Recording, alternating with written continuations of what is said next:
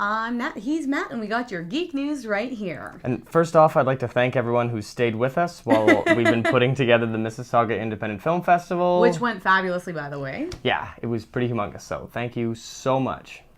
But at last, here we are with some badass scenes from Dark Knight and some great interviews with the cast and crew. And so, this could very well be the first sequel that's better than the original when it comes to comic book movies. Who knows, Matt? Chris Nolan definitely has a cool storyline to work with where, Batman's reason to be is actually in question. And this isn't like some Peter Parker puss-ass version of like, oh, I wonder if I should do me, Spider-Man. No, it's like, it's got a real plot.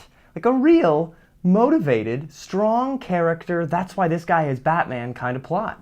Let's listen to what he has to say. The beginning of The Dark Knight, you see that Bruce Wayne and his Batman persona have matured. He's really the fully formed Batman from the comics. But he's also in a place where he's having to question, having to gauge the response to his presence in Gotham that he's seeing. He's seeing a rise in copycats and vigilantism and all kinds of things going on, and an escalation of the war with organized crime. And so there are a lot of potentially negative consequences of his crusade brewing in Gotham at the beginning of the film. The Batman is an outlaw. But that's not why we're demanding he turn himself in. We're doing it because we're scared. We've been happy to let the Batman clean up our streets for us until now. Things are worse than ever. Yes, they are. But the night is darkest just before the dawn. And I promise you, the dawn is coming. One day, the Batman will have to answer for the laws he's broken. But to us, not to this madman. It seemed most logical to us that if he saw himself as a symbol to inspire people, if he saw what he was doing as a contained thing, a short-term crusade, if you like, to inspire the good of Gotham to take the city back, that made sense to us. And so, at the beginning of The Dark Knight, you're looking at a character who has embarked on this crusade. He's looking for an end to it and sees in the person of Harvey Dent, the new district attorney in Gotham, he sees the response he was looking for. He sees the legitimate face of his campaign being taken over by Harvey Dent. And I think that pleases him for a couple of reasons. I mean, it pleases him in our story because this was his original aim, to see the good of Gotham rise again. But it also pleases him, I think, because he sees that he might be able to stop being Batman. He might be able to go back to having a relatively normal existence. Harvey may not know you well enough to understand when you're making fun of him, but I do. No, I meant every word. You know that day that you once told me about when Gotham would no longer need Batman? It's coming. You can't ask me to wait for that. It's happening now. Harvey is that hero. He locked up half of the city's criminals, and he did it without wearing a mask. Gotham needs a hero with a face. It's a very dangerous job, and the police chief warns me that it's dangerous. Everybody around me is, kind of a bit cowardish, because they've been beaten down so many times. So I'm a fresh face in the movie. I'm the hope of Gotham City. You can throw a party, Wayne, I'll give you that. Thanks again. You mind if I borrow Rachel?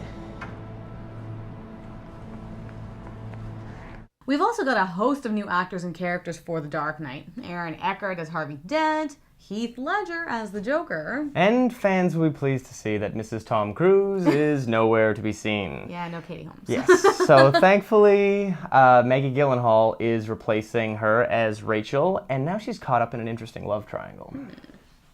In the beginning of the movie, she's an assistant district attorney, and she's crazy about Harvey Dent. And I think they're really happy together. I think they kind of thrill each other. They're both smart, and they love each other.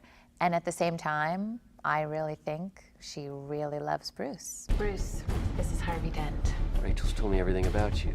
I certainly hope not. It was an actual real predicament. I would think, okay, in this scene, I think probably I'm leaning toward Harvey in this scene. And then we play the scene and I think, oh, but Bruce, I really would, because they were both, it's Christian Bale and Aaron Eckhart, and they're both pretty spectacular. And so it was easy to sort of live that predicament. You're Alfred, right? That's right, sir. Any psychotic ex-boyfriends I should be aware of? Oh, you have no idea. So Heath Ledger's performance as the Joker is getting a lot of talk right now for obvious reasons. But disappointingly, we didn't actually get any interview footage of him in our press kit. And that's the weird thing. Now, if you've noticed in these clips, obviously this stuff was shot while they were making the film, which means Heath was still around. So there's a good chance they've got this footage in the can. They just decided not to use it. For, again, obvious reasons. Or they just were thinking of shooting him afterwards and it just didn't happen. I don't know. because of But either bad way, timing. there aren't even references to him by name. It's all the Joker, the Joker, the Joker. So it's an interesting kind of, I'm not even censorship. I don't know what it is. But it's you know just what? being sensitive, I think, it to is. his It's being passing. respectful and sensitive to the passing. But I have to say, just like looking to the future, I kind of really hope they did shoot it so that it would be like part of some special features. Yeah, you like know, that like the kind of 20th stuff- anniversary or something like That that. kind of stuff better make it to air, because right now we've got some good stuff with like Christopher Nolan and Christian Bale, and everyone talking about the Joker, but that's about it. I had an idea of what the Joker would be in the world we'd created of Batman Begins. And to me, it was creating a sort of psychologically credible anarchist, a force of anarchy, a force of chaos, a purposeless criminal, a psychopath. To me, that is the most frightening form of evil. The enemy who has no rules, the enemy who's not out for anything, who can't be understood, can only be fought. And here we go. He's lost faith in mankind's ability to do good, and so enjoys highlighting man's hypocrisy, and really making people question their values and just how sincere they are with those values. And he's a very intelligent character who through his absolute disregard for any kind of codes of conduct or rules of behavior is a very unpredictable and very dangerous opponent. It won't work for a friend. Why don't we cut you up into little pieces and feed you to your pooches? And then we'll see how loyal a hungry dog really is. It's not about money. It's about sending a message. Okay, so, you know what? Nicholson was a great villain. I really, really liked the character he played, but it wasn't the Joker.